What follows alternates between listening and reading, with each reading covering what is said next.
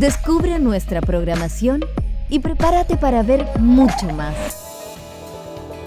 Más puntos de vista, más deporte, más series, más arte y ciencia, más música y cine, más documentales, más entretención para grandes y chicos. Descubre UChile TV, donde todas las verdades se tocan.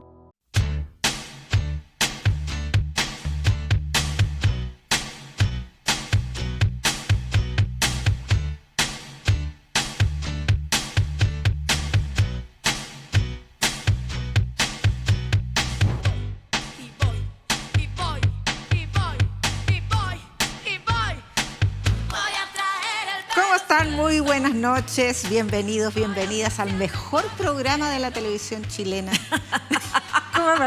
¿Cómo no? ¿Por qué te reís? Alejandra Matu, Mirna Schindler, un par de periodistas que están haciendo su práctica conmigo. Íbamos pasando ahí, tú dijiste, sí. que ahorita me tinca. Sí, son pasantes. Sí. Bueno, pero es lo que encontré. Es lo que hay. ¿Cómo están? Buenas noches. No, sí va a ser súper bueno el programa, en serio. Bueno, porque vamos a hacernos todas las preguntas que se abren a partir del triunfo de Janet Jara en la primaria del domingo, una comunista que por primera vez encabeza una coalición. Vamos a hablar de todo este debate que ha surgido por el acuerdo entre Codelco y Sokimich para explotar el litio. ¿Qué hay detrás de la polémica? Es una de las preguntas que nos vamos a hacer. Ninguna de estas preguntas las vamos a responder, ¿ah? No. Son los interrogantes. Llegaste chistosita, ¿eh? Sí, ¿verdad? Ensayé los chistes. Sí, ¿Me salieron bien o no? Yo creo que sí, está bueno el libreto. Bueno? Esta vez. Y bueno, ¿cómo decirlo? Sorprendente triunfo de un joven demócrata, socialista, musulmán de origen africano e indio como candidato a alcalde de Nueva York. ¿Qué tal? Vamos a hablar de eso también. Así que ese es el menú. Y tenemos a un entrevistado, un tremendo doctor en ciencias políticas, Marcelo Mella, con quien vamos a pormenorizar también, adentrarnos en la campaña presidencial después de las primarias del domingo. Todo eso es el menú. Mesa servida. Abramos fuego con... Perdón, Jara. antes de empezar.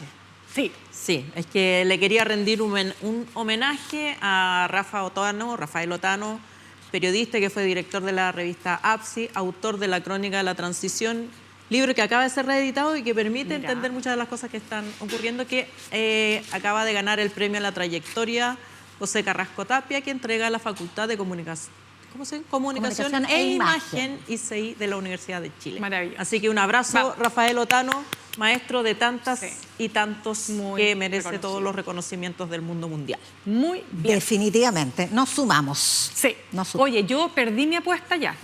¿Perdiste? No ganó Mulet. Yo dije que iba a ganar Jaime Mulet. No. Yo también perdí porque de verdad pensé que iba a ganar Carolina Tobar. Yo gané la mitad. Tú ganaste, tuviste la más cerca, sí, pero... tuve la más cerca. La segunda no la chunté. Pero en la segunda no la chunté. Dijiste que iba a ganar Winter en segundo. Sí. O sea, que después Winter, venía... Claro. Bueno, se abren varias preguntas. Sí, toda la veía débil. Claro. Sí, pues, débil estaba. Sí. A ver, ¿qué va a pasar con el Partido Comunista? ¿Qué tan viable es una comunista como candidata presidencial de la centroizquierda en Chile? A ver, yo creo que cuando se hizo esta pregunta, cuando Ricardo Lagos militaba en el Partido Socialista y en el PPD simultáneamente, también se preguntaba, ¿puede ganar una elección alguien que estuvo o participó en el gobierno de Salvador Allende? ¿Puede una mujer ganar la presidencia de la República? Son lo que decíamos la semana pasada. Creo que lo de Jara no se puede encuadrar en una militante comunista. Es militante comunista, lo reconoce y digamos y es parte de su quehacer, pero yo creo que Toá es uno de estos fenómenos que ocurren de tanto en tanto. Jara. ¿Por qué te quedas ahí? A ver, ¿qué pasa en esa cabecita? ¿Qué pasa en esa cabeza? Jara es un fenómeno político que la típica, todo el mundo trata de explicar que si su habilidad es blanda, que esto, que lo otro, pero efectivamente es un fenómeno político que va más allá de las explicaciones tradicionales y que van más allá incluso de su militancia política. Yo creo que ella está tocada hasta el momento. Su triunfo fue avasallador, mucho más de lo que predecían cualquier encuesta. Y yo creo que esa energía tiene perplejos a muchas personas, a muchos analistas que están tratando de explicársela. Pero yo creo que es comparable con Michelle Bachelet, y en un momento a nadie le importaba si Michelle Bachelet militaba. Porque en su momento decía, no, pero es que ella es parte de la corriente más de izquierda, es almeidista. A la gente no le importa. Pero déjame agregarte algo, un punto súper interesante, ya que pones el ejemplo de la presidenta Bachelet. Yo no me olvido de lo que se la ninguneaba por ser mujer. Sí. Toda la etapa previa o sea, antes de ser presidenta por primera vez. Pero mira, te lo digo, lo escuchaba incluso de los llamados progres. No, que ella... ¿Quiénes son los varones que están sensaciones. Detrás?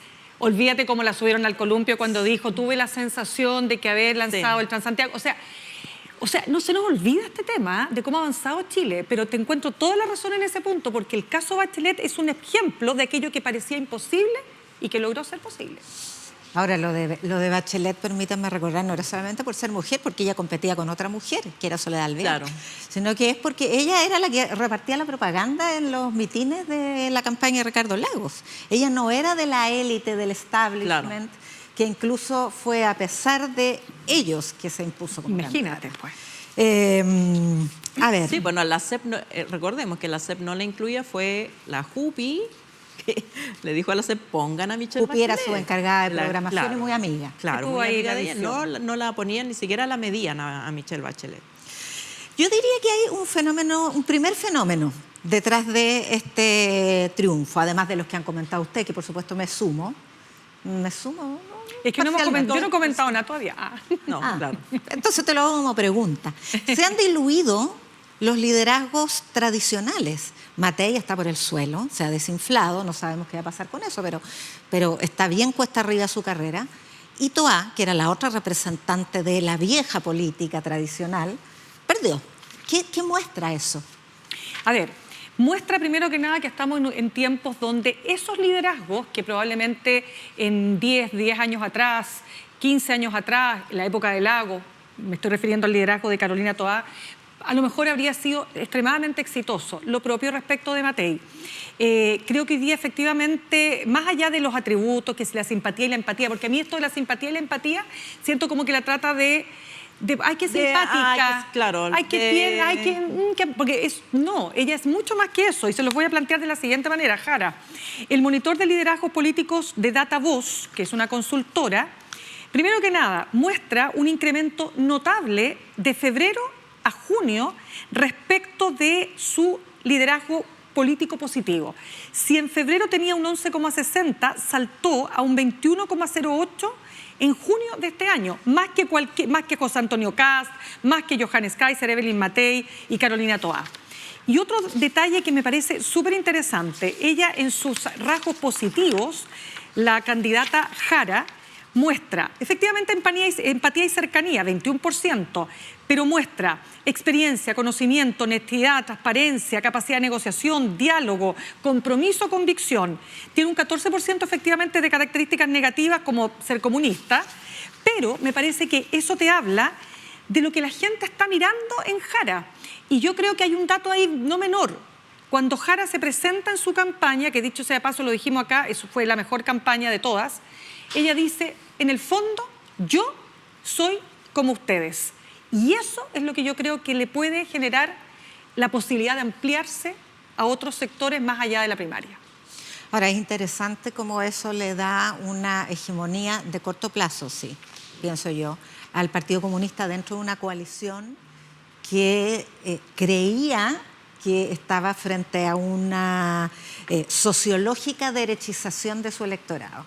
Derechización en el sentido de conservadurismo más bien, ¿ah? Y derechización en el sentido de esta ola autoritaria que embarga la sociedad chilena producto de los miedos de la delincuencia.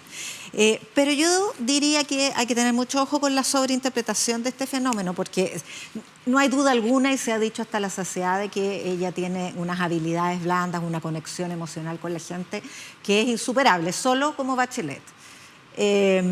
Y por lo tanto era un monstruo de campaña al lado de los otros candidatos, que eran bastante fríos o tradicionales en su manera de comunicación política. Pero el Partido Comunista sigue siendo un partido con el 6% del electorado según la elección de concejales del año pasado, de hace 8 meses. El socialismo democrático sigue teniendo el 12% que suman sus partidos, y el Frente Amplio sigue teniendo el 7% que ha tenido siempre, entonces, o que tuvo en esa elección. Entonces, esto de la hegemonía del Partido Comunista, sobre todo por la responsabilidad que ha tenido en la historia del Partido Comunista de no llevarse la pelota para la casa, quizás por este síndrome de sobreviviente, no me lo tomaría tan a pecho. Yo creo que... perdón. No, es que sí, sobre eso iba a pasar sobre eso, sobre el Partido Comunista. Ya. No, pues sí, de eso estamos hablando. No, ya vi. Es que yo creo que ningún partido, ni el Partido Comunista, ni el Partido Socialista, ni el Frente Amplio, los partidos quedaron por el suelo en estas primarias. El Partido Comunista, como dices tú, sigue siendo Partido Comunista del 5, 6, 7%, no cambió su situación. No es que haya una avalancha de nuevos militantes ni una renovación de sus prácticas políticas que explique. Este es un fenómeno político que me parece que se explica por una candidata que resulta que milita en el Partido Comunista, pero el problema que hay ahora, más que el Partido Comunista, porque yo creo que el Partido Comunista lo tiene claro, por lo menos así lo han dicho sus voceros, el problema lo tiene el socialismo democrático. Que el socialismo democrático, cuando Boric pasó a segunda vuelta, apoyó a Boric, dando a entender, se ha dado a entender desde entonces que el delta, la diferencia entre lo que tenía Boric y lo que saca en segunda vuelta, se debía más o menos al socialismo democrático.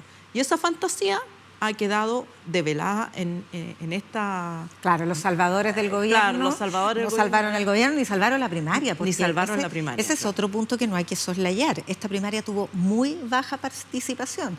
Porque no solamente hay que verlo en el número, 1.400.000, mucha gente dice, bueno, pero no la ningunen porque la derecha en su primaria 2021 tuvo más o menos eso. Lo que pasa es que fue muy alta la participación en la primaria de la izquierda de ese año, fue 1.700.000. Pero como porcentaje del padrón electoral, considerando que hace 3 elecciones que el padrón electoral es universal de verdad, o sea, es obligatorio, es muy bajita la participación. Incluso había un estudio cuantitativo de estas elecciones, o sea, no cuantitativo, sino que recoge algunos números interesantes, que dice de los últimos 12 años es la primaria de más baja participación en porcentaje del padrón electoral. Por lo tanto, no mide mucho, más bien testea el mejor liderazgo. Y yo creo, porque hay mucho entusiasmo ahora, el oportunismo tiene cara de cualquier cosa, entonces todo el mundo ahora encuentra que los comunistas son un dechado de responsabilidad política, de buen comportamiento, o sea, todo el mundo hoy día reconoce aquello que rara vez le habían reconocido al Partido Comunista. Que 3 días atrás no se claro, y antes eran el fantasma come guagua. Entonces, hay una cuestión que bienvenida sea, porque nunca el anticomunismo es positivo en una sociedad democrática, menos un comunismo como el chileno que tiene credenciales democráticas. Pero yo tendría ojo con este ensoñamiento con las virtudes angelicales de Janet Jara, no porque no las tenga, sino que porque el anticomunismo existe en Chile, está en el ADN de la derecha chilena y es una derecha muy poderosa. Y yo no sé si va a resistir la campaña que se viene, que todos la podemos prever. Entonces esto a mí me suena muy parecido a cuando una semana antes de asumir el gobierno, Gabriel Boric tenía un 50 y tanto % de aprobación. Los niños hacían fila en su comando, en la Moneda Chica, para hacerle regalos. Era el rockstar del momento, en los medios de comunicación, en el discurso del establishment. Todo el mundo encontraba que esto era una gran curiosidad. Y se demoró 3 días en bajar en las encuestas. Pero eso es un fenómeno que ya está súper estudiado, está pasando en todas partes del mundo.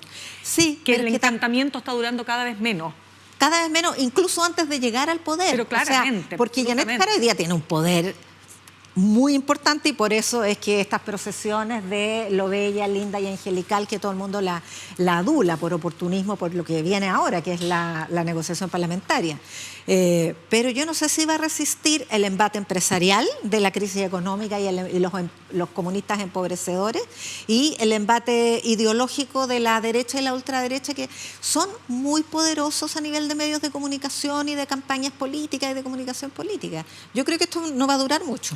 Tú dices no va a durar mucho el encantamiento. Es que yo creo que al revés, yo siento que esto, solamente cortito, yo creo que va a crecer en el sentido de que obviamente Janet Jara va a tener que hablarle a ese votante que no se levanta, pero ni por si acaso a votar el día de una primaria, porque con voto voluntario y con un frío pero que se las pelaba.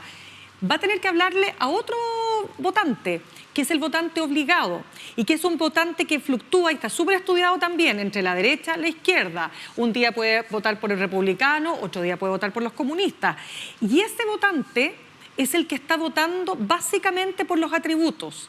Ahí todo indica que ella puede crecer. Si puede crecer tanto como para ganarle a Kast, y yo ya estoy partiendo la base que llega a la segunda vuelta disputándola derechamente con Kast, no lo sabemos. Claro, yo creo que el tema es que la energía alcanza para pasar segunda vuelta, digamos, por lo menos las encuestas, los sondeos dicen que sí, pasa segunda vuelta. Y yo creo que más anticomunismo en la campaña la fortalece. Creo que suena como a mensaje añejo y no va a resistir. Lo que tiene que cuidar son los entornos, porque ¿cuándo se desinfló Bachelet? Cuando su hijo fue a pedirle un préstamo a Luxig. Entonces, el desfonde moral, el decir una cosa y hacer otra, que todo el mundo le debe estar buscando en este minuto a Janet Jara. Esas son las campañas que podrían derribar la ilusión, pero a mí me parece que una campaña tradicional anticomunista y que esto y lo otro no va a aprender, al contrario, la va a fortalecer. Yo no estoy segura de eso, fíjate. Porque, insisto, es muy poderoso el discurso, es muy poderoso el dispositivo mediático.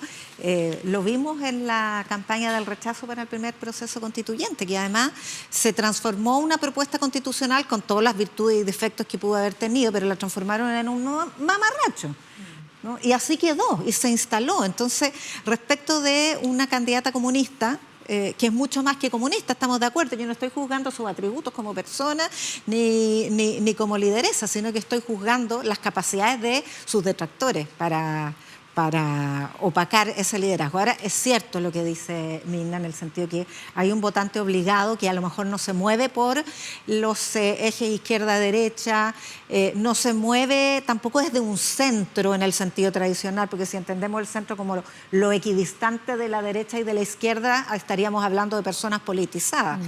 No, es personas que, o son personas que son de izquierda. Digamos, uno le puede imputar valores de izquierda en temas morales, por ejemplo, están a favor del aborto, están a favor de la eutanasia, pero también uno podría imputarle valores de derecha en términos de autoritarismo frente a la seguridad. O sea, son valores contrapuestos que no son efectivamente aquí, como dice el estereotipo del taxista, no son ni de centro, o sea, no son ni de derecha ni de izquierda. Pero sí son permeables a las campañas del terror. Entonces, hoy día esta amplia valoración, estaba viendo una columna que la comentamos antes del inicio del programa de Ignacio Walker, que se llama La fiesta de Janet, que además como que juega con el nombre de la fiesta de Babette. ¿Vieron esa película? Buenísima. Ya. Y dice, bueno, casi que le hace un queque a Janet Jara, un demócrata cristiano que además... O sea, ex demócrata cristiano. Sí, pero es del ADN de la democracia cristiana en el sentido de Santrí, el que no leyó el programa de Michelle Bachelet, porque lo encontraba maximalista. Estamos hablando de ese exdemócrata cristiano. Y dice que en la fiesta de Janet habrá muchas empanadas y vino tinto, mientras que la hoz y el martillo brillará por su ausencia, pero al mismo tiempo recuerda que el PC ha estado 4 veces en el gobierno, con Aguirre Cerda, Allende, Bachelet y Boric. No solo es el principal partido comunista sobreviviente en Occidente, sino que el único que está en el gobierno y en el Parlamento con 4 ministros, 2 senadores y 10 diputados. Ahora es interesante ahí ver la historia del Partido Comunista, cómo se ha comportado el Partido Comunista en la democracia chilena, porque cuando decimos qué incoherente es esta campaña anticomunista que le endosa, no sé, el estalinismo de la Unión Soviética, ¿a qué nos estamos refiriendo? ¿Qué historia tiene el Partido Comunista como para que podamos digamos, no temer de él y de su definición ideológica marxista-leninista una embestida contra la democracia liberal? Yo creo que aquí hay 2 partidos comunistas y está súper claro. Súper claro. Ustedes dirán que a lo mejor el poder que todavía tiene Lautaro Carmona y Jadwismo y tal, yo no sé, o sea, puede ser que tenga en cuanto a votos internamente, puede ser que el peso todavía esté más inclinado para allá, pero el solo hecho que haya, aunque costara, que haya logrado, ¿no es cierto?, ser elegida Janet Jara como la candidata del Partido Comunista, el hecho de que la propia candidata, elegantemente como es ella, tranquila, amorosa, le diga, quédese calladito, nosotros aquí, yo ya ahora me pongo a disposición de la centroizquierda, de la gran coalición, lo dijo en este programa. Yo creo que también te habla efectivamente de 2 sectores, no voy a ocupar las 2 almas porque ya está súper trillado, ¿no es cierto?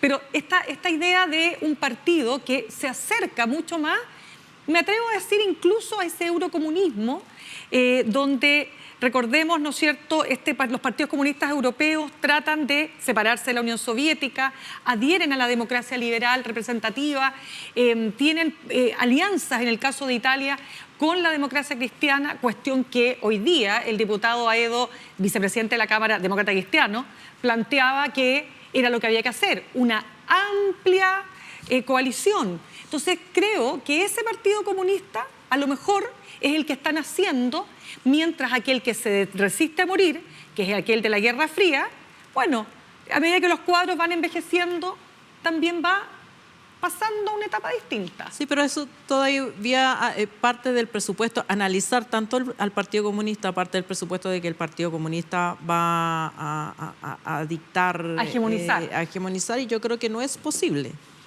Que no es posible porque desde que se constituye como candidata, Janet Jara separa aguas y constituye un comando que conduce ella y que conduce ella con una perspectiva mucho más amplia, sin renegar de su partido, mucho más amplia, incluso en contradicción muchas veces con el presidente de su partido. Así que yo no creo que haya que analizar tanto al Partido Comunista. Aquí lo que hay que analizar es qué va a hacer la coalición, cómo va a apoyar y cómo también la va a dejar crecer, porque aquí más riesgo de que la ahogue el Partido Comunista, que si uno escucha a Lautaro Carmona ya se replegó y dejó el campo abierto. Aquí el riesgo es qué va a pasar con los nombres, acciones y propuestas que le van a traer los demás. Eso la puede ahogar, porque tú no puedes tampoco hacer un programa, ni un comando, ni una propuesta con un pedacito de lo que propone cada cual.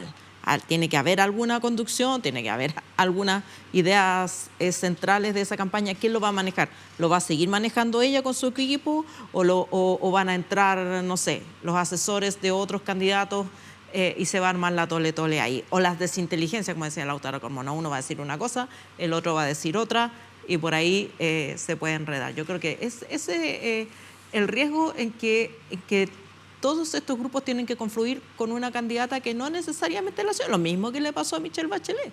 Eso es lo mismo. Porque ella no pescó mucho, claro, ni hablar Ricardo Lagos, claro, ni hablar Ricardo Lagos, que le da lo mismo, claro, los partidos, gobernaba con su grupo cercano. Si no logra como que armar ella, porque ella es la que tiene la intuición, ella es la que sabe para dónde tiene que ir, y digamos, todo esto la aplastan, puede fracasar. Ahora, hay un tema en el que no concuerdo contigo, Alejandra, porque el Partido Comunista, si bien no va a tomar las decisiones, no va a ser el comando de la candidata, sí es el que pone la máquina y es el que puso la máquina. Si esta es una primaria chica, por lo tanto, Bueno, quien más movió ahí claro, y quien menos movilizó y está claramente más desconectado de su base social es el socialismo democrático, Sí, queda muy debilitado. estoy de acuerdo contigo. Sin embargo, tienen mucha prensa, siguen teniéndola, y eso le da poder. O sea, aquí nadie le va a preguntar a los dirigentes tradicionales, los diputados, los parlamentarios del Partido Comunista qué opinan de la campaña.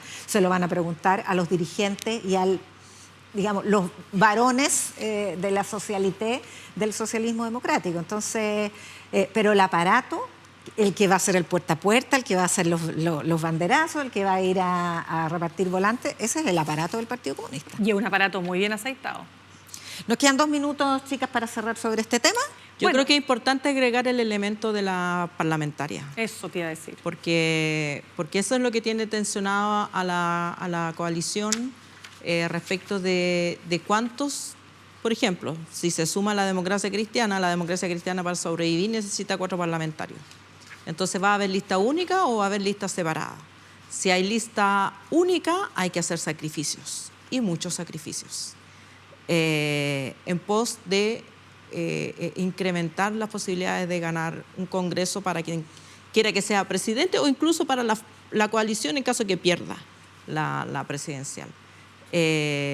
Y claro, ahí hay que poner un grupo de gente que esté dispuesta, digamos, y los partidos tienen que estar dispuestos al sacrificio, y si no existe esa voluntad pueden ir en listas separadas, y creo que ir en listas separadas también es un disparo en la guata Completamente. para la coalición. Yo te quiero dar un dato, Yasna, muy corto, y es que la consultora Ann Holster hizo un análisis de los votos, porque se dice, no, que Jara sacó 130.000 más que Jadwe. Bueno, el análisis que se hizo es que los votos de Jadwe no son los mismos que los votos de Jara. Es decir, las comunas, las mesas, hay una dispersión muy importante, entonces cuidado con esto, porque ahí es donde vamos a tener que después hacer la bajada, insisto, una vez que ella se expanda más allá de la primaria. Uno podría decir que la izquierda dura no votó por Jara.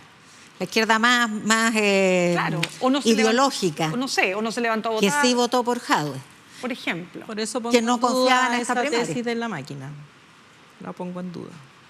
Es que hay muchas máquinas, hay 2 PC, hay 2 electores del PC, porque esto de las mesas es bien relevante. O sea, si esta consultora estudió las mesas, y allí donde sacó, porque las mesas se mantienen, donde Jadwe sacó más votos, Janet Jara no sacó más votos, y viceversa, Claro. donde Jadwe le fue mal, Janet Jara sí le fue bien. Entonces, es bien interesante el fenómeno. Porque Y la máquina de redes sociales está estudiado también cómo en un lapso de un mes el salto de Janet Jara en redes sociales fue exorbitante. Fue muy eficiente. Oye, les quiero dar un dato buenísimo. Ya. Mañana a las 10 de la noche hay un nuevo capítulo de nuestro programa Revelados, que conduce Sofía Tupper, y va a estar Jani Dueñas.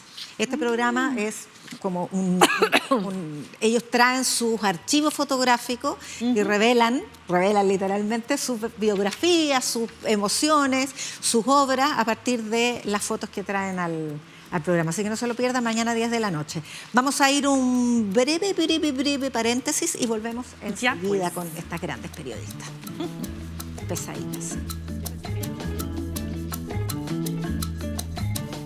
Hay fotos que guardan historias. Un mundo que puede ser revelado. Soy Sofía Tupper y te invito cada semana a descubrir los secretos detrás de las imágenes junto a grandes invitados que nos comparten sus fotografías y memorias. Revelados, solo por las pantallas de UChile TV.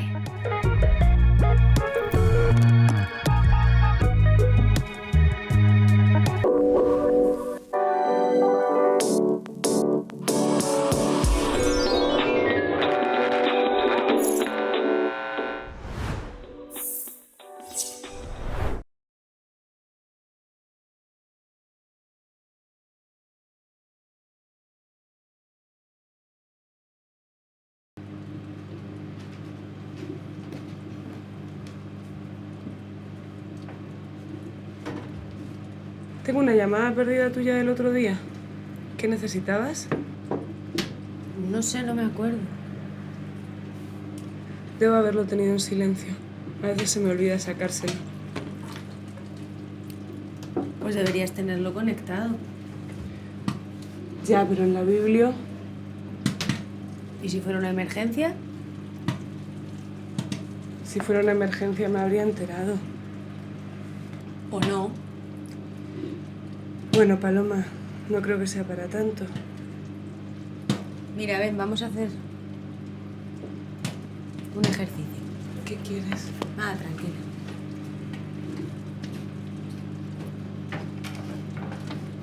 Imagínate que estás dentro de un ascensor y te quedas encerrada. ¿Sí? ¿Te lo imaginas? Vale. Bueno, pues ahora imagínate que esa bombilla se funde y te quedas sola, metida en el ascensor a oscuras. Necesitarías llamar, ¿verdad? Necesitarías llamar y que alguien te cogiera el teléfono, ¿verdad? Y cuanto antes te lo cogiera, muchísimo mejor, ¿no? Porque si no te empiezan a venir pensamientos desagradables. Empiezas a darte cuenta de la oscuridad, de que te asfixias, de que no puedes más. Y empiezas a querer pensar que te saquen de allí como sea. Porque no puedes estar ahí sola, ¿entiendes? Y es muy desagradable. Y entonces llamas por teléfono y nadie te lo coge. ¿Necesitarías contestar? ¿Necesitarías contestar, sí o no? Lo siento, ábreme la puerta. ¡Paloma! ¡Paloma! ¡Por favor! ¡Ábreme, Paloma!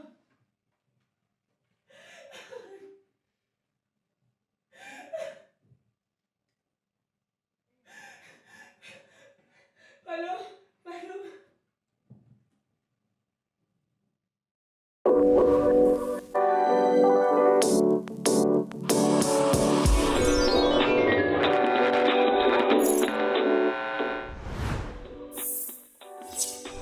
Estamos de vuelta en este programa de Chile TV, el mejor canal de la televisión chilena, Eso sí. y en este programa Sí. Descabelladas, canal público, televisión abierta digital. Hecho. 11.2 en la región metropolitana. Sí, porque por ahí postean que ¿por qué no estamos en la televisión abierta? Estamos en la Estamos en la televisión. televisión. ¿Hasta cuándo? Lo que pasa es que además nos puede ver en nuestras redes sociales, Sí, pues. en YouTube, en X, en página de Spotify. streamingchile.cl, bueno, todas esas cosas. En Spotify. Sí. Si quieres escuchar. Spotify. Oye,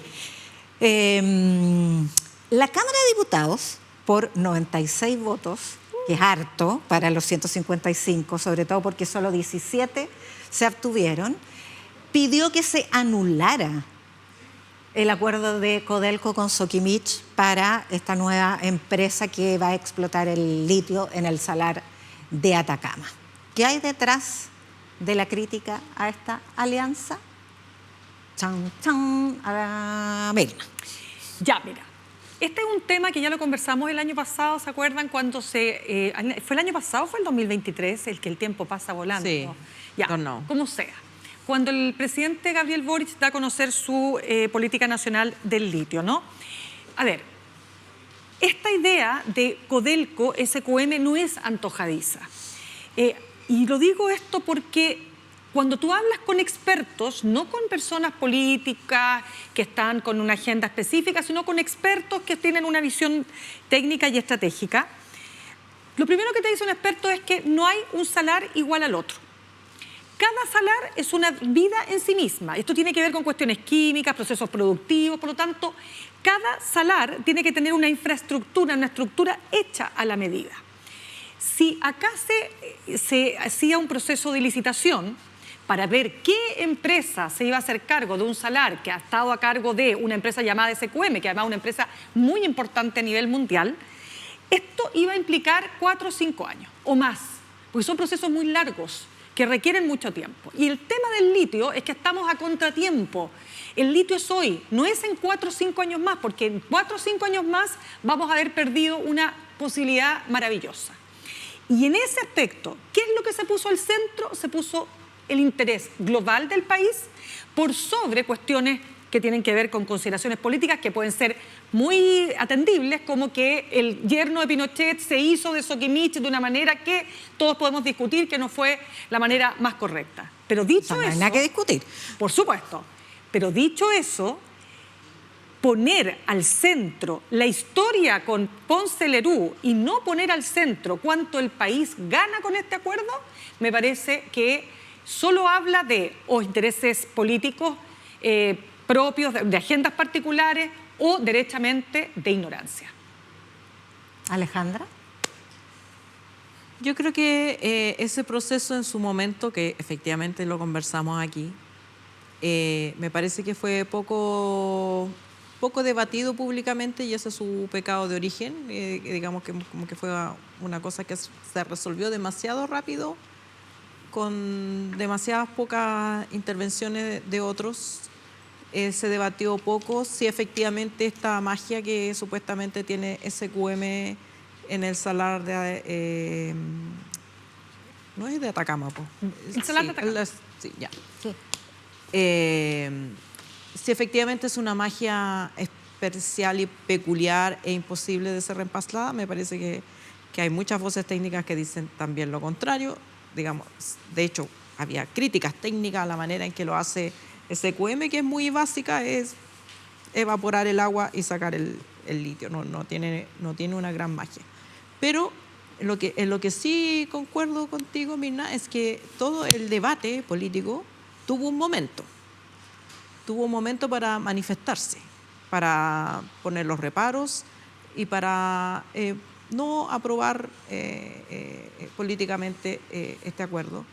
Y que aparezca ahora una oposición tan robusta me hace suponer la acción de lobistas, me hace suponer que hay otras empresas interesadas, me hace suponer que están los chinos detrás, sobre todo viniendo de la derecha, porque las prevenciones que había respecto de Ponce Lerú, que se hicieron desde la izquierda, no creo que esas sean las razones por las cuales Evelyn Matei quiere ahora revisar o pide revisar el tema. Entonces, confluyen intereses poco transparentes con una crítica política que a mí me parece legítima desde el día original. Era SQM la empresa para hacer esto, pero ese momento de ese debate ya pasó. El acuerdo ya se firmó, ya está a punto de llevarse a la práctica, y volver ahora sobre el tema me parece que es poco serio como Estado, como una política de Estado. Tú ya manifestaste tu voluntad, debatiste, si parecía que había más tiempo se podría haber hecho el punto político en su momento. Ahora lo encuentro extraño. Además no tiene ningún destino, porque el gobierno corporativo de Codelco es autónomo. Votaron unánimemente por esta negociación que ya está aprobada por la Superintendencia, el Tribunal de Libre Competencia. Incluso ahora está porque Tianqi, justamente, de ahí viene el lobby, tiene problemas porque son socios de SQM, pero no les llegan ganancias por este negocio, los dejó fuera. Entonces, por eso han presentado cuánto recurso existe y ahora están en un tribunal internacional. Y el otro lobista, que además fue bien descarado porque se ha constituido en esta comisión investigadora de la Cámara a través del estudio Quirós y Asociados, que es el bufete del grupo Errázuriz, de Francisco Javier Errázuriz Jr., Frafrita. El frafracito. El frafracito, que primero tiene un proyecto que fue rechazado en 2012 por el Sistema de Evaluación de Impacto Ambiental, y ahí ha insistido en hacerlo para explotar el salar de Atacama. Segundo, presentó un proyecto de ley, por supuesto a través de parlamentarios, para que el litio no sea inconcesible, porque el litio no se pueden hacer concesiones, a diferencia de otros minerales chilenos, por razones de defensa. En su momento la Constitución establece que no puede entregarse en concesión su explotación, sino que en arriendo. ¿Cuál es la ganancia del Estado de Chile con este negocio? Porque efectivamente dicen, bueno, se renunció a la realización, a la construcción, el establecimiento de una empresa nacional del litio. Eso es parcialmente cierto, porque el salar de Atacama, Soquimich paga por el salar de Atacama el arriendo, el royalty y el impuesto de primera categoría. Eso es lo que recibe hoy día Chile de ese salar. Con este negocio se constituye una nueva empresa con control estatal. O sea, es público-privada, pero donde el Estado de Chile toma el control de la explotación de el principal salar de litio del mundo, porque no solo tiene grandes reservas, sino que porque es más barata su explotación, por las razones que explicaba Mirna. Es donde sale más barato sacarlo. Y sí hay tecnología nueva para evitar esto del proceso de evaporación, que es bastante nocivo para el medio ambiente. Entonces, al hacerse del control de este negocio, sigue ganando el royalty, sigue ganando el impuesto de primera categoría, sigue ganando el arrendamiento, pero además tenemos la renta es parte de del este negocio. claro. Entonces, realmente por donde se lo vea, es una ganancia para el Estado. Este estudio, Quirós y Asociados, hizo un informe en Derecho e hizo mucho lobby en torno a esta comisión investigadora de la Cámara, que no tiene ningún efecto vinculante por lo demás. Y el propio Eduardo Engel, digo el propio Eduardo Engel porque él es el ingeniero que encabezó la comisión Engel, que se constituyó después del escándalo de financiamiento ilegal de la política para impulsar una agenda de probidad y transparencia. Por lo tanto, no podemos decir que de transparencia no sabe. Y él, en varias columnas de opinión en distintos medios, refutó ese estudio, explicó por qué mentían flagrantemente respecto de las cifras de supuesto perjuicio para el Estado de este negocio, entre otras cosas porque no toma en cuenta dos plantas que tiene SQM, si no tiene solamente sacar a pala el polvo, sino que transforma ese polvo a través de dos plantas, una en Chile y una en China, en carbonato para grado de batería. Y es un proceso bien sofisticado de refinación del polvo del litio. Entonces, lo que dice este informe en Derecho de los Errázuriz es que esa plata igual se pierde, y esto no es así porque esas dos plantas pasan a ser activos de esta nueva empresa controlada por el Estado. Entonces, efectivamente, detrás de esta supuesta cruzada por la probidad, por la transparencia y en contra del yerno Pinochet, lo que hay es un tremendo lobby en favor de intereses muy poderosos que se ven perjudicados por esta asociación. Sí, déjame agregarte un punto, Yasna, muy importante, porque recordemos que igual Janet Jara, ¿no?, lo dijo en varios eventos antes de ser elegida la candidata de la centroizquierda, que a ella no le gustaba este acuerdo, ¿no es cierto? Ella quisiera o le gustaría o le habría gustado que fuera el Estado el que explotara el litio, ¿no es cierto? Por otro lado, vimos a Matei, que ya es candidata hace mucho tiempo, decir que si ella era electa presidenta, ella iba a hacer una revisión de este acuerdo. Claramente las razones son distintas. Lo que buscan las derechas en general es que sea el sector privado el que se haga cargo, y por cierto que no les gusta para nada que se meta ni Codelco ni el Estado, ¿para qué? ¿Qué error más grande? Bla, bla, bla. Lo que pasa con el Estado, por otro lado, o con la posibilidad de que el Estado se haga cargo, es que nosotros como Estado chileno no tenemos el know-how para hacerlo. Entonces no es como que tú le pases a Enami esto, incluso Codelco actúa como intermediario, pero entonces no vamos a esperar tener el know-how nuevamente para explotar el litio. Por eso esta asociación público-privada es tan auspiciosa para Chile. Y como dices tú, Ale, están a destiempo y claramente aquí hay una razón de fondo que tiene que ver con el lobby más que cualquier otra razón. Sí, yo creo que en el caso de Janet Jara es una postura, digamos, política y ahí muy, muy acentrada en su militancia de que esto hubiera sido idealmente una política, una empresa estatal como Codelco. 100%. Claro. Y también es debatible el punto de si el know-how, porque es fácil, digamos, no es rocket science, y Codelco ya hace otras cosas. No pero es fácil. el punto es, bueno, independientemente de eso, el punto es que tampoco está la fuerza política para decir estaticemos. No hay fuerza política para eso. O sea, una empresa del Estado requiere claro, 4/7 de quórum parlamentario, exacto, y francamente no está.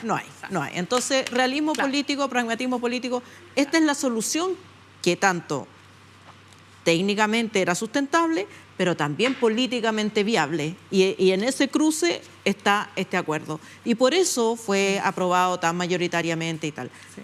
Tratar de echarlo atrás solo va a estropear cualquier posibilidad, porque ni vas a poder estatizar, claro, que digamos que el anhelo del Partido Comunista, ni y tampoco revisarlo para licitarlo, ¿para quién? Para hacerlo a los chinos o a Errázuriz, también va a quedar expuesto en evidencia, como está quedando en evidencia ahora. Además que una pésima, este minuto. Entonces, y es una pésima señal, además, que tú das con esto, ¿no?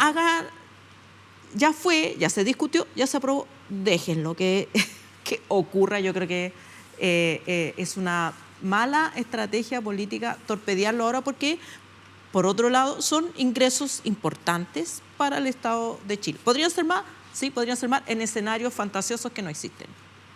O sea, lo que complica la licitación, porque en general el sistema de licitación es el mejor, no se ha inventado nada mejor para asignar buenos negocios, pero en este caso siempre hay excepciones, y aquí es que significaría una paralización operacional de la faena durante varios años, y eso significa, mientras tanto, dejar de recibir lo que hoy día sí se recibe, y eso es objetivo. Lo que se va a recibir. No, si ya se está No, recibiendo. lo que pasa es que tú recibes hoy día por royalty, pero el proceso... Por royalty, por impuesto primera categoría. No, está bien, obviamente pero... que la empresa podría decir, bueno, mientras no se aclara esta pero cuestión, en 2031, no te doy la plata. Bueno, pero- comienzas a recibir ya, aparte del royalty, ¿no es cierto?, la participación del Estado. Sí, pero con una licitación también. Pero 5 años después, más o menos. Claro, totalmente. Ya, pero quiero invitarlas a hablar de otro tema.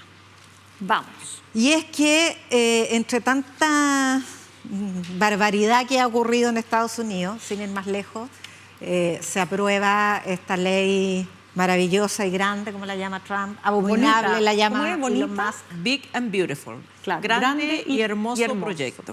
Ya, esta, abominable para Elon Musk, Sí. se volvieron a pelear, pero es una ley que, además de condenar a Estados Unidos a mayor déficit y mayor deuda pública de la que ya tiene, que es como 120 y tanto %, lo condena a un recorte de políticas sociales muy severo, y un gran gasto en esta persecución a los migrantes con políticas de deportación cada vez más hostiles y crueles. Se construye paralelamente este verdadero campamento o campo de concentración para deportados, para migrantes sin documentación, en unas jaulas que parecen jaulas de gallinero, en un campamento rodeado por caimanes. De hecho, le pusieron el Alcatraz de los caimanes. Y en medio de todo eso, una señal luminosa, este joven indio africano que profesa el Islam, que tiene 34 años, luminoso, lleno de valores para el bienestar social de su ciudad, gana la primaria para postular como candidato a alcalde. Y ganar esa primaria de los demócratas es prácticamente ganar la elección, porque en Nueva York la mayoría es demócrata. Zoran Mamdani. Bueno, hay que decir dos cosas importantes, que la población a la que representaría este alcalde son 20 millones de personas. Wow. O sea, es la población Chile. de Chile. Para que no pongamos, buen punto, uno dice ¿ah? alcaldía, piensa una comuna. No, Claro. son 20 millones de personas. Uy, qué increíble. Y que el derrotado es Cuomo, que era el alcalde de la pandemia, cuando estaba la pandemia. Y Cuomo, que es demócrata también, es el político tradicional demócrata. Es como el TOA. Es como el TOA de, claro. Y Mamdani es... Mamdani. ¿Mamdani o Mamdani? Sí, pues Mamdani. Como mamá con Dani. Dani. Claro. Mamá de Dani. Exacto. Mamdani Así me acordé yo. se declara socialista, es primera generación de, digamos, él no nació en Estados Unidos, él es nacionalizado estadounidense, y por lo tanto es un cuadro político impensado para Estados Unidos hace 5 años. Hizo una campaña a través de redes sociales muy activa, muy tiktokera, que inspiró a los ciudadanos que han hecho campaña puerta a puerta, lo que es muy difícil también en Estados Unidos en general. Le pasó a Barack Obama. Barack Obama hizo una campaña puerta a puerta súper eficiente y ganó. Lo logra ahora Mamdani también, y le tuvo que decir a su gente que dejaran de poner plata para la campaña porque ya tenía suficiente, que ahora lo que necesitaba era gente en los puerta a puerta. Entonces es absolutamente fuera de norma como candidato, y yo creo que eso ha arremecido no solamente el establishment, por supuesto, del Partido Demócrata, porque le pasa un poco a lo que le pasa al socialismo democrático. Son partidos de izquierda, pero que se han desfondado de bases, se han desfondado de cómo me conecto con la gente a la que supuestamente quiero representar. ¿Dónde están esos nuevos electores? Los nuevos electores de Nueva York son migrantes o hijos de migrantes, de todas las más variadas nacionalidades. Entonces, el votante americano de izquierda o de derecha está a la baja. Y yo creo que esos son como que te abren las nuevas preguntas sobre la política estadounidense, y no es un problema menor para Donald Trump, que ya amenazó con revisarle la nacionalidad, y si lo puede deportar y si lo puede meter preso, lo va a meter preso. Bueno, Igual que Elon Musk. esos 20 millones que tú dices de votantes o de universo, de personas, mejor dicho. Sí, Nueva York, no son los votantes, exacto, son las personas que son las personas a las que representa esa alcaldía. Nueva York es la ciudad más cara de Estados Unidos y probablemente una de las más caras del mundo. Una de cada 4 personas Pero la vive... comida es más barata que en Chile. ¿Ah? La comida Es es más barata que en Chile. Una de cada 4 personas vive en la pobreza. Mamdani decía que 500.000 niños se van a dormir con hambre cada noche. Y esto fue el eje de su campaña, por eso es tan interesante, porque si bien él es un hombre que no reniega de lo identitario en el sentido de abrirse a las comunidades diversas, etcétera, ¿no? Es que en Nueva York eso no es identitario. Por cierto, pero Claro, digo, es la mayoritario. Claro. Pero él centró su campaña precisamente en los dolores de la gente. Y eso es muy interesante porque se lo ha comparado mucho con lo que pasó con Jara. Es que es muy parecido. Redes sociales, es como una cosa fresca, porque ustedes dicen, bueno, Partido Demócrata, ¿qué tiene de fresco? O Partido Comunista. Bueno, pero son estos liderazgos de estos tiempos. Y eso es lo que hay que ponerle atención ahí. Esto es una primaria, porque mucha gente cree que no, que ya fue electo. No, es una primaria. Lo que pasa es que fue muy llamativo que le ganaran esa primaria a este hombre tradicional Cuomo, ¿no es cierto? Si va a ganar la alcaldía, bueno, no se sabe. Pero es que la va a ganar, porque es lo que dice Jasna. El estado de Nueva York es tradicionalmente demócrata. Entonces, la primaria demócrata gana Mamdani, va a ganar. O sea... Es la primaria la que define el alcalde. Es la primaria la que define. Y Son primarias muy sí. masivas, ¿no? O sea, sí, pero también la votación es absolutamente voluntaria y no representa, o sea, numéricamente no es el punto de si cuántos votaron, sino que ganó la primaria demócrata, y eso es el predictor de que va a ganar la elección. Claro. Él es miembro, ojo, porque esta frescura, sí, es muy renovado, es muy joven, hace un uso de redes sociales notable, que yo creo que tiene que ser estudiado por los comunicadores políticos del mundo, porque de verdad cómo llevar un discurso de izquierda a una plataforma normalmente hegemonizada por la ultraderecha es un gran desafío, y lo logró.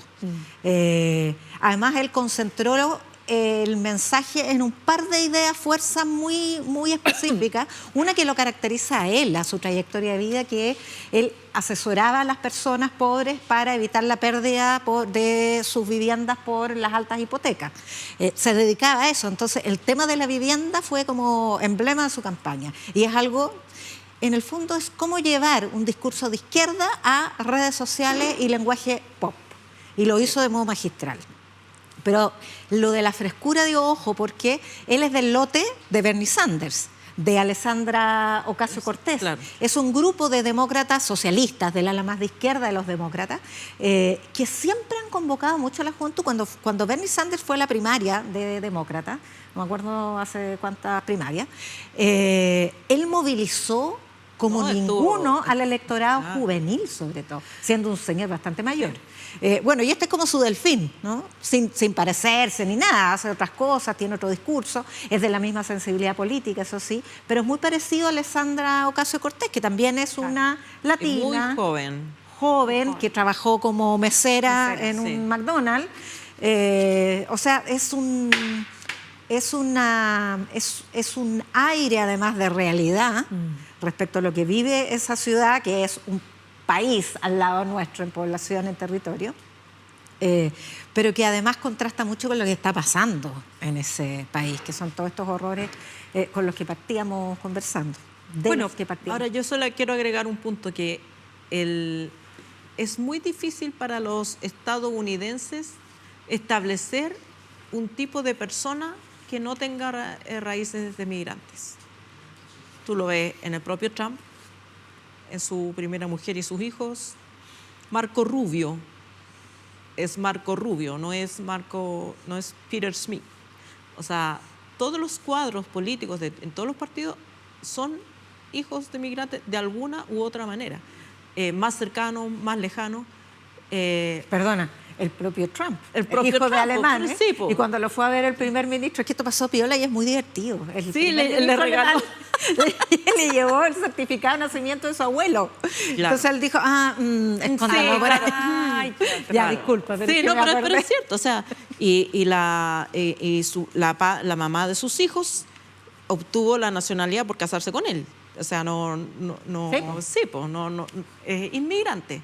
Entonces, esta división que intenta hacer Trump entre los estadounidenses puros castos, blancos, no tiene cómo hacerlo. No tiene cómo hacerlo, se le cuela por todos lados, y yo creo que esa realidad, o sea, Mamdani no es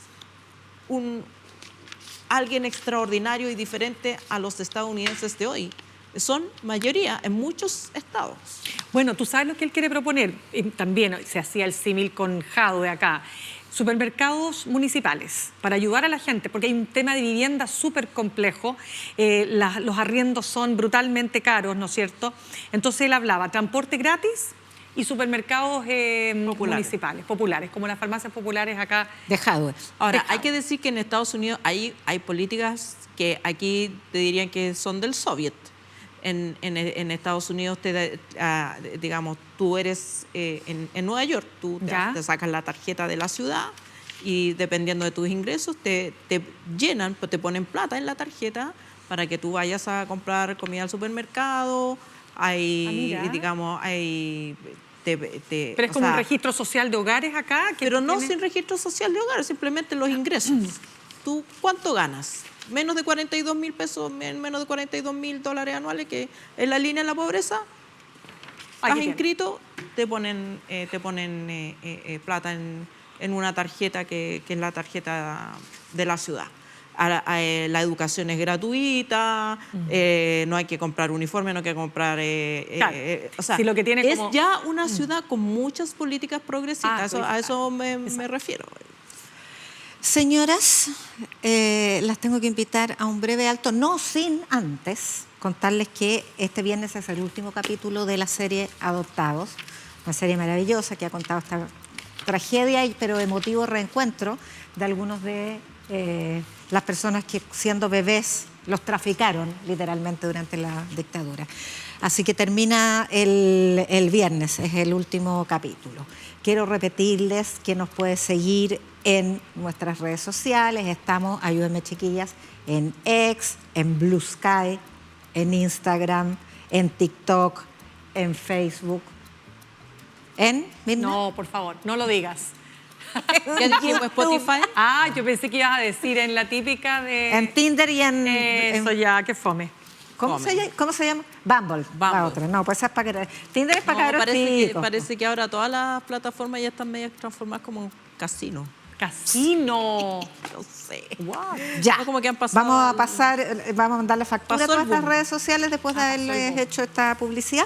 Vamos a volver con un académico que nos va a ayudar mucho porque él es doctor en estudios americanos, postdoctorado en economía política, académico de la Universidad de Santiago, y nos va a ayudar a desmenuzar los resultados del domingo y cómo viene la carrera presidencial. Es Marcelo Mella, ya volvemos con él. ¿Dónde tengo que mirar? ¿Dentro? Mírame a mí. ¿Cierto? Sí, ya. Tenía 6 meses cuando yo llegué a Holanda. Entonces un bebé. C'est quand j'étais adolescente que j'ai ouvert mon dossier d'adoption, qui a toujours été disponible à la maison. Maria Inés, Yankina Pinchumia. By Facebook, it came up. It was something about the Chilean adoptees. There's something was not right with this. Niños que fueron dados por muertos al nacer, tráfico Red de menores. De secuestro y adopción ilegal que hubo durante la dictadura de Pinochet. Yo llego a las 11 de la noche a darle pecho a mi guagua, a la otra sala no estaba. Mi guagua no estaba. Que compré, que vendí, que quité guaguas del abrazo de la madre, pruebas no hay. I got a message on my telephone. We found your mother. Wow, they want to speak with you.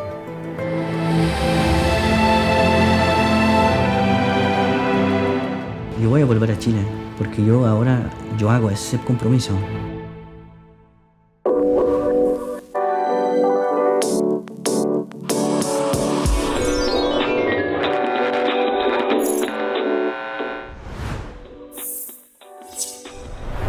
Estamos de vuelta en Descabelladas con Alejandra Matos, Mirna Schindler y nuestro invitado, que es doctor en estudios americanos, académico de la Universidad de Santiago, nuestra universidad amiga, Marcelo Mella. Bienvenido.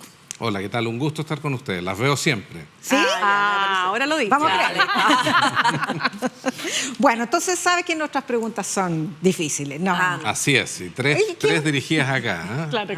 Pero es una pregunta que yo creo que es la más cliché que se ha escuchado en los últimos días, pero hay que hacerla porque lo que no se han escuchado son muchas respuestas. Y es si es viable una candidata comunista como la que triunfó en las primarias del domingo. Yo te respondo sin quitarle el bulto al fondo de la pregunta, que absolutamente. Creo que las condiciones, y no sé si es bueno o malo, pero el país se encuentra muchísimo más polarizado que en 1990, que en toda la década de 1990. Y hay varios análisis que puedes hacer, porque los datos, ya hay mucho dato.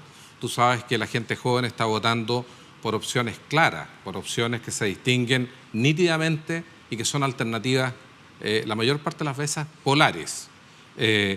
Aquellas candidaturas que antiguamente en la década del 90 o en la primera década del 2000 hablaban de que ganando el centro se quedaban con la elección, hoy día los datos, por lo menos de la distribución de la votación, no respaldan eso.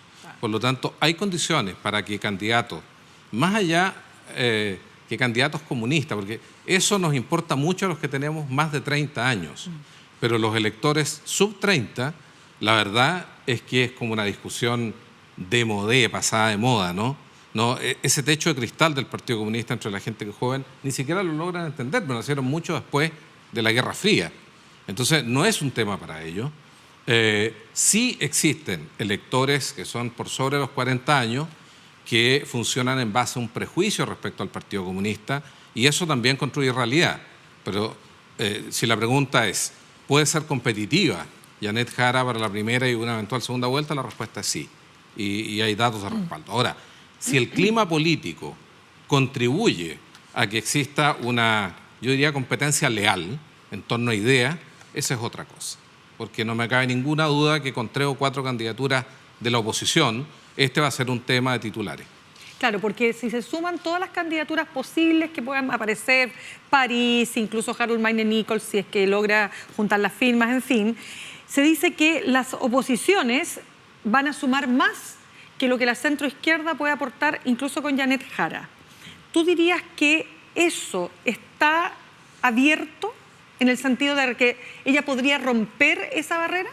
Yo creo que hoy día, y quedó demostrado en la última ronda de encuesta del último mes y medio, 2 meses, las opciones que reciben mayor respaldo, por lo menos en el voto espontáneo, por las 3 o 4 encuestadoras más respetables, metodológicamente me refiero, muestran que el voto está, o la confianza, o el apoyo espontáneo está hacia opciones nítidas, claras, que la gente pueda, si le preguntan por una candidatura, pueda repetir 2 o 3 ideas y que sean suficientemente claras. Pero que en cada sector, en el oficialismo y la oposición, hay una grieta. También hay una grieta entre el oficialismo y la oposición, pero dentro de cada sector hay una división, y esta división no es tan nueva. Recuerden ustedes que la transición a la democracia se hace en Chile sobre la base de una fractura de aquellos que apoyaban la dictadura, duros y blandos, los partidarios de la dictadura vitalicia, versus aquellos que eran partidarios de hacer la transición mientras tuvieran ventaja estratégica. Y por el lado de la oposición estaba la Alianza Democrática y el Movimiento Democrático Popular desde MDP. 1983. Claro. Entonces, la fragmentación ha sido parte de nuestra historia reciente. Digo historia reciente, tengo más de 50 años, bueno, esto es relativo. Un estudiante mío me diría eso es lejos, esa es historia antigua. Medio siglo. Claro, medio siglo. Caballero. Ubícate, caballero, claro. Pero en todo caso, yo creo que esa fragmentación todavía está y está presente, y hay duros y blandos en cada sector. Marcelo, y los que están ganando, solo una línea, los que están ganando son los duros en cada sector. pero yo no diría que Janet Jara es una candidata o fue una candidata dura en términos polares. Más bien fue una candidata que hizo mucho énfasis en los afectos, en la cercanía, en el cariño. De hecho, ha usado la palabra amor en su campaña. Parece tocar una tecla distinta a la tecla de decir esta es una postura polar, este extremo, o sea, frente al otro extremo. ¿No ves que hay también en la población chilena, otra población, tal vez no la joven, pero pienso en las mujeres sectores populares, que sin ellas como yo, habla desde el entendimiento, desde resolvamos esto con sentido práctico, pragmático? Absolutamente. Creo que tú no puedes pensar hoy día el espacio político, el funcionamiento del sistema en base a un eje. Esto no es un plano cartesiano. Tú tienes múltiples ejes. En la medida que tocas algunas dimensiones de diferenciación en política, te das cuenta que se ordena el electorado de manera distinta.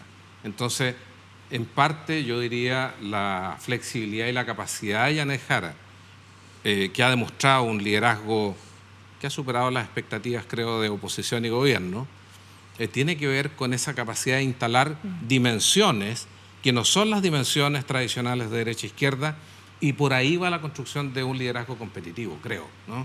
Si ella logra, efectivamente, no solamente este discurso blando de los afectos, sino también otras dimensiones que genera otro alineamiento del electorado, creo que puede ser muy competitiva. Ahí está el desafío. Yo lo que me refería con los duros y blandos es cómo se estructura el campo político, el espacio político, o si tú me lo permites, los partidos políticos, cuáles son las definiciones estratégicas. Eso es como el agua a la piscina, pero la gente nada muy distinto dependiendo del tipo de liderazgo. Y Janet Jara tiene esa posibilidad de construir articulaciones entre duros y blandos. Yo creo que quizás uno de los principales problemas que tiene Jara es que hay un desplome del socialismo democrático. Hay un nerviosismo que uno lo puede advertir en las declaraciones y en la incapacidad de gestionar este momento en la interna partidaria. Hoy día la senadora Bodanovich hizo una declaración en contra de un colega senador que estaría compitiendo por su cupo, que realmente es poco fraternal. Aunque por momentos la interna del Partido Socialista históricamente ha sido muy anárquica, ¿no? Pero bueno. Pero en tiempos de crisis puede... Ahora, hay tal derrumbe, porque claro, efectivamente Carolina Toá es la encarnación del socialismo democrático, nada más laísta, concertacionista, pero además en su nueva etapa como puente con el Frente Amplio, con esta nueva generación, ella es ese proyecto casi químicamente puro y sin embargo le va muy mal, pero muy mal. ¿Estamos frente realmente al derrumbe del socialismo democrático? El mismo que sigue teniendo, si sumamos el porcentaje electoral de sus partidos en la elección de concejales, 6 más 6 más como 13, 14%. ¿Está derrumbado o el Frente Amplio, lo mismo que le fue tan mal a Winter? Yo creo que las opciones de centro izquierdo hoy día están debilitadas. Todos aquellos actores, toda aquella oferta política que nos invita a creer que la manera de salir de esta crisis en el país es la construcción de grandes acuerdos al estilo de la concertación, están teniendo un rechazo electoral que es muy importante. Ahora, ese problema, estimadas, no es un problema chileno, es un problema que se observa en el mundo. Yo las escuchaba anteriormente mientras estaba en el maquillaje y la amiga maquilladora hacía lo que podía con esta cara. La escuchaba y efectivamente en el mundo lo que tú puedes ver es que la socialdemocracia está en caída libre.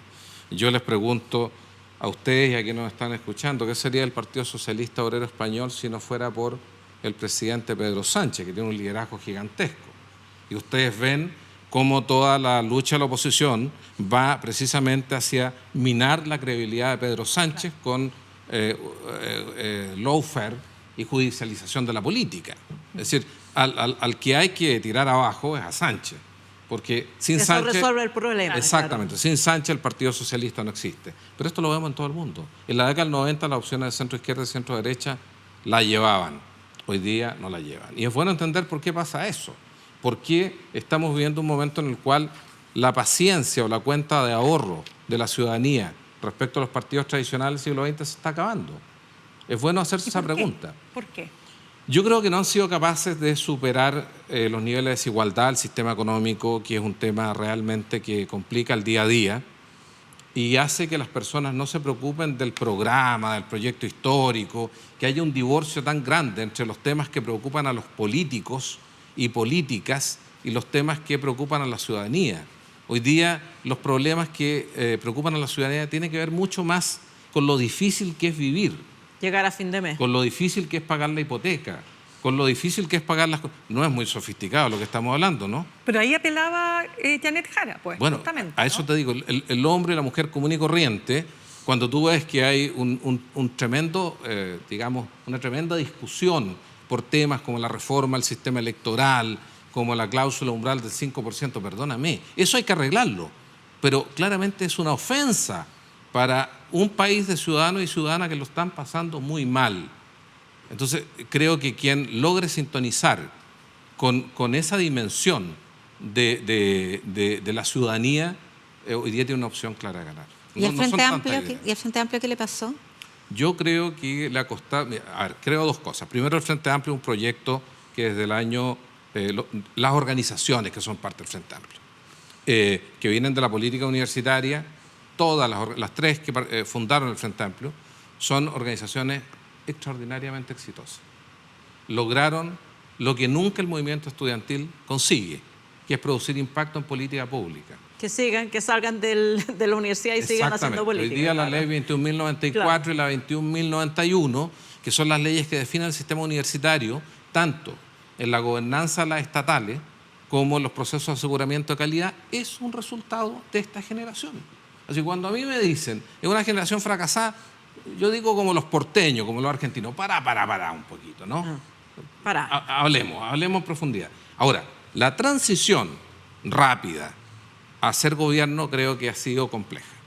En primer lugar, porque no han logrado entender que en política uno no hace lo que quiere, sino hace lo que puede. Y cuando tienes un gobierno con un 25% en cámara baja, vaya que hay que ser realista para salir de eso. Hablando de cámara baja, ¿cómo ves el problema del que se habla menos que la candidatura presidencial? Pero ¿cómo ves la conformación de listas parlamentarias, de la meta de hacer una sola lista parlamentaria, por ejemplo, en el oficialismo, con todas estas tensiones que están viviendo los partidos?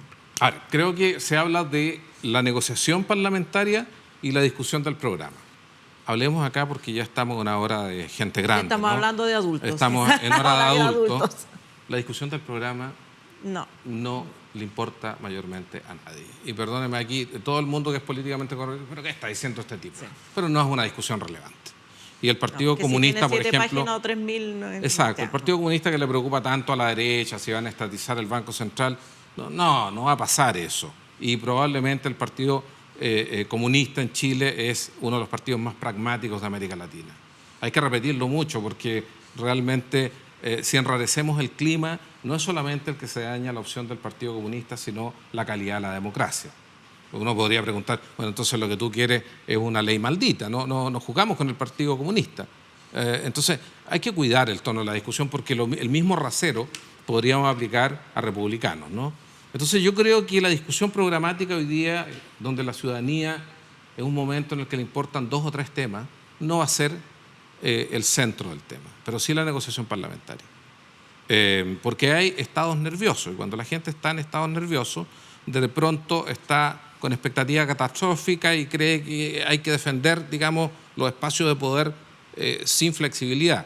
Yo así veo al Partido por la Democracia, así veo al Partido Socialista, en una situación de gran nerviosismo, no les ha ido bien en las últimas 3 elecciones presidenciales, se han equivocado en las candidaturas, han ido bajando en la adhesión y parece que no saben cómo resolver eso. Por lo tanto, ahí podría haber algo así como intransigencia. No veo intransigencia de parte del Partido Comunista. Tampoco creo que sea tan intransigente la actitud del Frente Amplio, pero creo que va a ser una negociación difícil. Si tuviéramos que analizarlo en términos de la teoría económica, diríamos están los incentivos, precisamente porque se tratan de partidos pequeños, para que los partidos busquen sobrevivir en base a una sola lista. ¿Ok?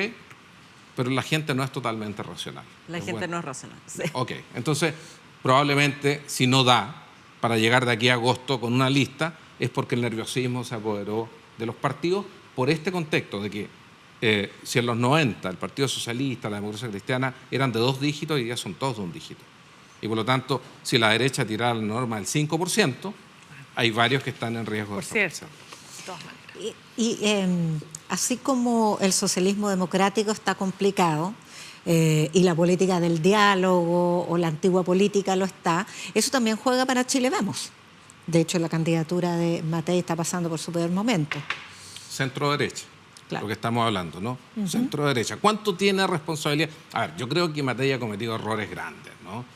Ha tenido un comportamiento oscilante, de ser más dura que el duro, luego hacer señas al centro político.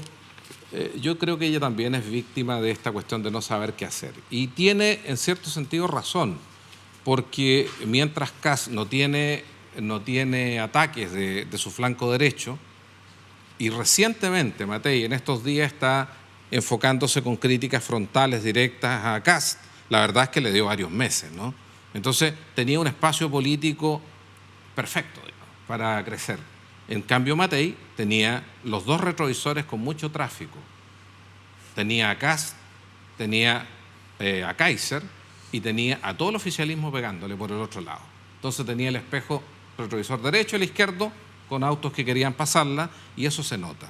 En ciencia política nosotros decimos que cuando un liderazgo, un gobierno, tiene oposición bilateral fuerte, no tiene cómo salir de ahí. Está condenado a ser desgastado por esa oposición bilateral. Matei ha tenido eso. Y además ha tenido una duración, la candidatura, tremenda. Entonces, finalmente... Pero ahí, Marcelo, tú dirías que se produce el mismo fenómeno que con el socialismo democrático, con la socialdemocracia, que la centro-derecha también está siendo muy tensionada por la ultraderecha, en el fondo. También. Porque en el fondo lo que hoy día está en ascenso es un discurso antiliberal.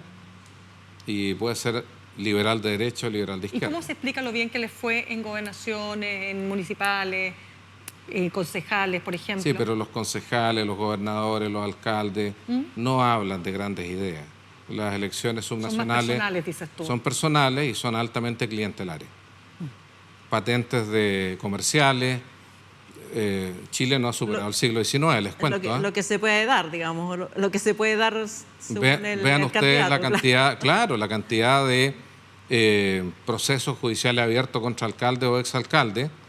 Se habla mucho de la corrupción acá en Vitacura, en las comunas de Santiago, en la región metropolitana, porque tiene más sex appeal, pero la verdad es que la situación de los municipios en términos de probidad es bien lamentable. Eso tiene que ver con el tipo de política clientelar. Y Kast, que no tiene las habilidades blandas que tiene que tiene Jara, pero que tiene otras habilidades. La gente, por lo que los estudios muestran, su tema con la seguridad, le creen en varios aspectos, en su liderazgo. ¿Qué es lo que hace que haya logrado sobrepasar entonces a Matei?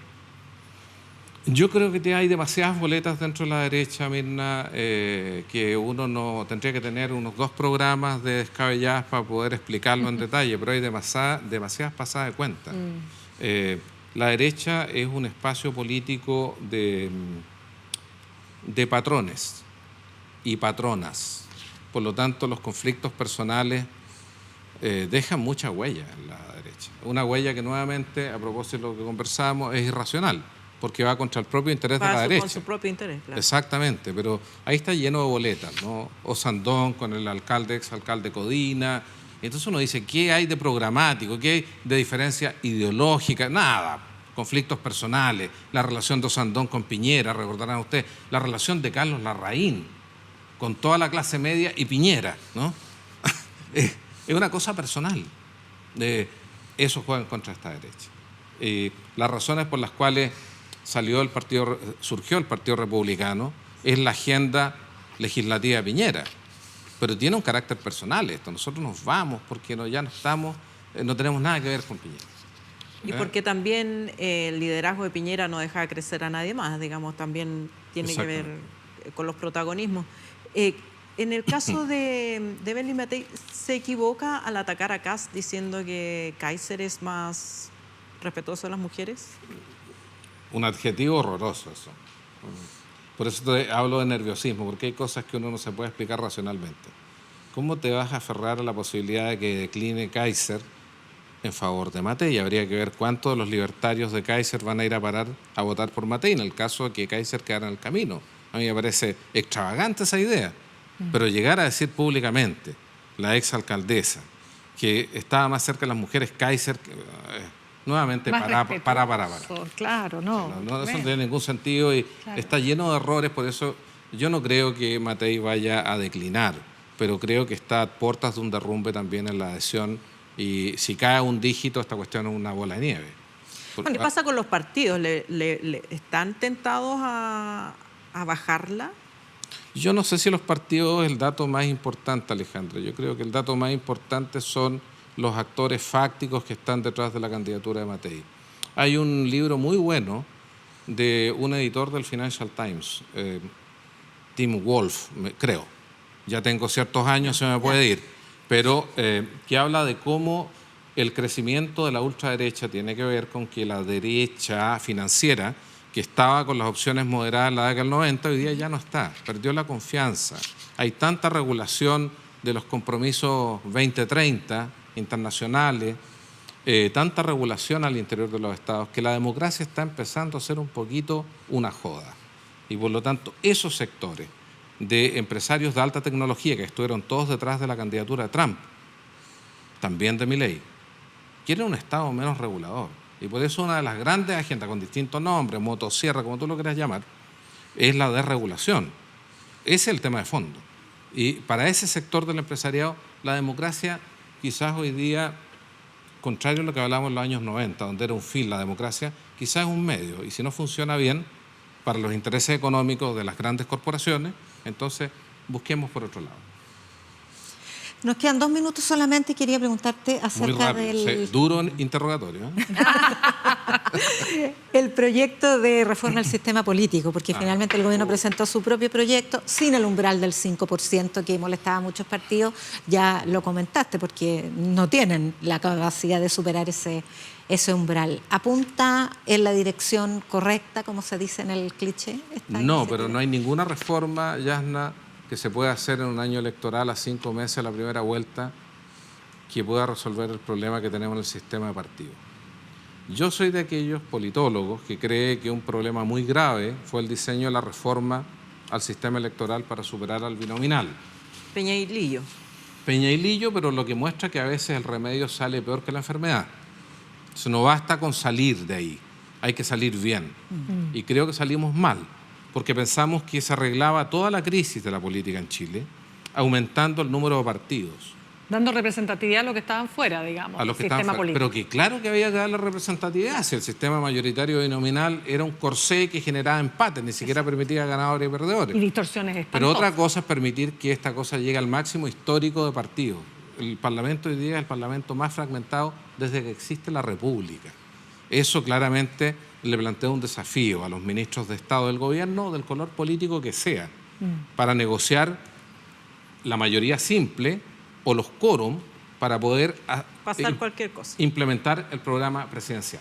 Si tú no implementas el programa presidencial en un régimen presidencial, el resultado de eso es el desgaste rápido del presidente. Ok.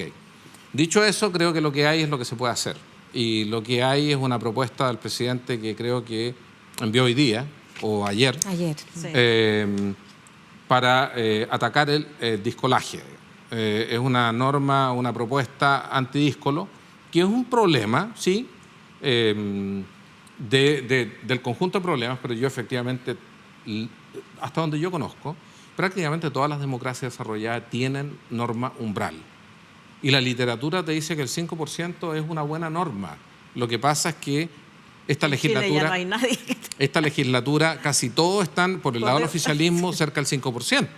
Entonces tú no puedes presionar a que los políticos sean cualquier cosa, pero no suicidas. Los políticos no son suicidas. Son al revés, son resilientes y son gatos de 7 vidas. Marcelo Mella, 1.000.000 de gracias por la gentileza de estar con nosotras en este programa. Lo mismo Alejandra Mirna, muchas 1.000.000 de gracias. Y a nuestra audiencia la convocamos a seguirnos en nuestras redes sociales, estamos en todas, no nos falta ni una, y a suscribirse a nuestro canal de YouTube y vernos, por supuesto, a nosotras y a la programación de UChile TV. Muy buenas noches, hasta el próximo miércoles.